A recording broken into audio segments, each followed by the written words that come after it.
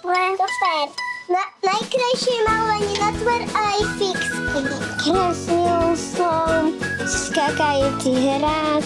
Skakala som na hrade. Maľovala si. Vzhľadom na to, že ráno nám pršalo a je tu naozaj veľa ľudí, tak toto si myslím, že slúži na to, aby sme tým ľuďom ukázali naozaj ten dom zblízka, aj tú zónu a tie benefity, takže to ma naozaj veľmi potešilo.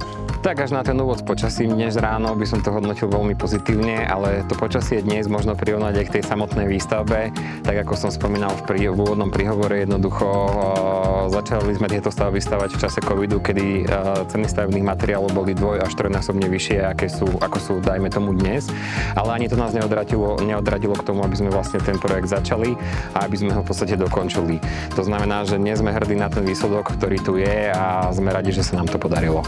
Je to akože veľmi pekné, je to priestranné, to prostredie tu na celkovo ako pekné s tým výhľadom na tej hole. Ten interiér je veľmi pekný, neviem, kto to navrhoval, ale tak klobúk dole, akože fakt je to veľmi pekné. A vyzerá to veľmi dobre.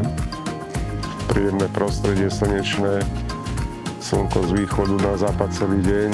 V podstate je to novostavba, to je za mňa výhoda veľká.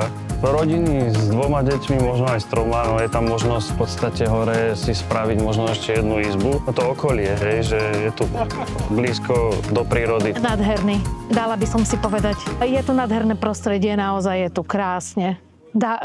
Vedela by som si predstaviť tu nažiť.